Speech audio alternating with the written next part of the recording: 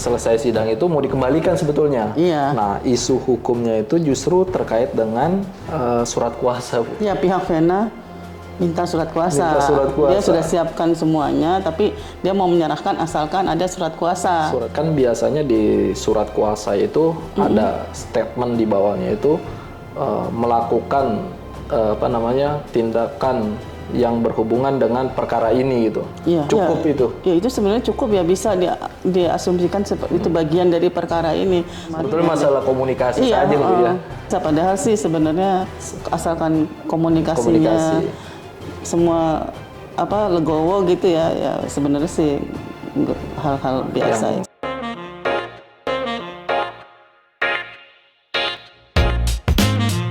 Assalamualaikum warahmatullahi wabarakatuh. Waalaikumsalam warahmatullahi wabarakatuh. Jumpa lagi di channel YouTube Halo Pengacara. Kita kembali mengupdate isu-isu hukum yang sedang berkembang di masyarakat. Pada kesempatan kali ini kita coba mendiskusikan terkait dengan isu hukum lagi-lagi Ferry Irawan, update kasus Ferry Irawan dan Vena Melinda. Bersama kita ada Bu Silviani Abdul Hamid. Gimana kabarnya Bu? Alhamdulillah. Alhamdulillah sehat. Tapi sebelum itu kita jangan lupa bagi sahabat Halo Pengacara subscribe, like, komen, dan share video Halo Pengacara. Dan jangan lupa nyalakan loncengnya. Terkait dengan update kasus Vena Melinda dan Ferry Irawan. Perkembangannya Bu nih. Tadi kan sudah memasuki babak baru lagi nih Bu. Terkait dengan persidangannya. Nah, tapi setelah persidangan ini muncul ada isu baru nih terkait dengan barang-barang Ferry Irawan yang dalam tanda kutip kata pengacaranya itu ditahan ya sama Vena Melinda. Nah, kemudian diminta untuk untuk segera dikembalikan. Bahkan kalau di dalam wawancara sebelumnya itu press conference-nya pengacara Ferry Irawan bilang kan akan mempidanakan gitu. Nah, itu gimana tuh Bu? Terkait dengan apakah terus kan ada berkembang juga tuh mengenai ditanyain masalah surat kuasa. Ya, sebenarnya bukan ditahan ya barang-barangnya Ferry Irawan oleh Vena Melinda. Ya, memang kan sejak kejadian itu di Kediri itu kan nggak mungkin belum ke rumahnya, balik ke rumahnya Vena ya. Arti kediaman bersama gitu kan. Artinya kalau misalkan diminta, barang-barang masih di sana. Kalau diminta secara baik-baik pun akan dikasihkan gitu ya Bu ya. Iya, kalau dari apa yang disampaikan tadi ya diserahkan, akan diserahkan lah barang-barangnya Ferry gitu. Iya, masalahnya itu kan sebelumnya itu sudah ada dalam tanda kutip itu kuasa hukumnya Ferry Irawan nih bilang kalau tidak diberikan akan diancam dengan ini itu. Iya, katanya pidana kurang dari 4 tahun gitu. Iya. Ya itu masalahnya masalah komunikasi sebetulnya Bu ya. Sebenarnya sih kalau yang tadi saya dengar ya dari press conference-nya itu Vena nggak menahan-nahan ya. Bahkan begitu mendengar itu pun dia udah siapkan semuanya gitu. Dan yang menarik sebenarnya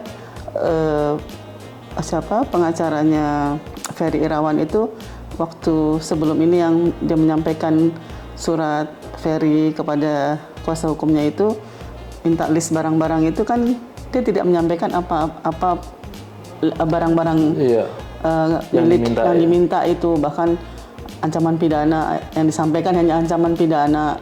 Jadi kan itu yang membuat mungkin orang jadi bertanya-tanya ya, apa ini sampai ada ancaman pidana gitu. Yang ya saya pikir cukup bagi saya pribadi sih kaget juga ternyata ya baju gitu. Sampai ada statementnya itu kayaknya tuh suatu hal yang luar biasa. Tapi memang tadi sudah dikatakan oleh pengacaranya bahwa itu cara dia untuk mengedukasi masyarakat. Edukasi masyarakat bahwa kalau menahan barang milik orang lain itu ada pidananya gitu. Makanya apabila diminta tapi tidak dikembalikan atau tidak diserahkan oleh yang dititipin atau yang ketempatan gitu loh barangnya gitu. Ya ternyata kan tadi pas selesai sidang itu mau dikembalikan sebetulnya. Iya. Nah isu hukumnya itu justru terkait dengan surat kuasa, Bu. Iya. Iya, pihak Vena minta surat kuasa. Dia sudah siapkan semuanya, tapi dia mau menyerahkan asalkan ada surat kuasa. Surat kuasa. Yang bagi yang menerima barang-barang itu yang akan diserahkan.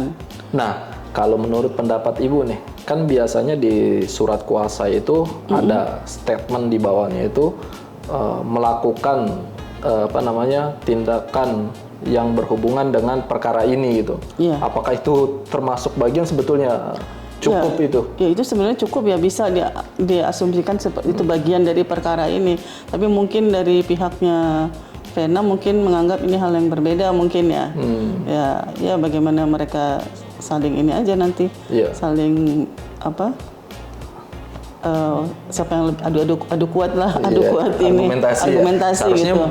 Pihak Ferry Irawan juga bisa melakukan argumentasinya seperti itu. Ya ini surat kuasa sudah diberikan dan di bawah itu sudah termasuk melakukan apapun terkait dengan perkara ini gitu ya, biasanya kan gitu di surat kuasa. Ya Bu ya, kalau kita lihat tadi konferensi setelah persidangan itu kan sebetulnya masalah komunikasi aja ya, antara kuasa hukumnya Ferry Irawan dengan kuasa hukumnya Vena Melinda ya. Iya, bahkan Vena sendiri meminta ya kepada kuasa hukumnya Ferry Irawan untuk kenapa tidak menghubungi dia langsung. Betul. Dan dia juga mengatakan Vena mengatakan bahwa dia sudah menghubungi keluarganya Ferry WhatsApp gitu untuk mengirim bahkan. Jadi artinya tuh di luar yang agak nggak formilan lah ya, artinya yang sempat dihapus itu ya aja. Sebetulnya sudah dikasih kirim alamatnya kan untuk dikirim, dikasih, terus dihapus sebetulnya masalah komunikasi saja ya. Jadi emang dan ya berhubung masing-masing pihak juga suasananya juga tegang ya. Jadi kayaknya suatu hal yang luar biasa, padahal sih sebenarnya asalkan komunikasinya semua legowo gitu ya sebenarnya sih hal-hal biasa yang sepele sebetulnya. Tinggal membalikan, kasih alamat, kembaliin gitu kan. Masalahnya kan yang memicu sepertinya Vena agak terganggu mungkin dengan kalimat Sunan yang mengancam ancaman pidananya 4 tahun gitu kan. Itu yang membuat agak jadi serius gitu. Walaupun sudah dibantah tadi ya. Iya, kemudian dibantah ya oleh untuk edukasi untuk edukasi kepada masyarakat bahwa ya itu edukasinya bahwa kalau barang siapa yang dititipkan barang kalau diminta lagi harus diberikan, kalau tidak maka ada ancaman pidana kurang dari 4 tahun. Itu aja sih sebenarnya. Baik, sahabat Halo Pengacara, demikian diskusi kita pada malam hari ini. Jangan lupa update terus video-video dari Halo Pengacara. Jangan lupa juga subscribe, like, komen, dan share video-video Halo Pengacara. Dan jangan lupa juga nyalakan loncengnya biar tidak ketinggalan video dari Halo Pengacara. Demikian Bu, terima kasih. Assalamualaikum warahmatullahi wabarakatuh. Waalaikumsalam warahmatullahi wabarakatuh.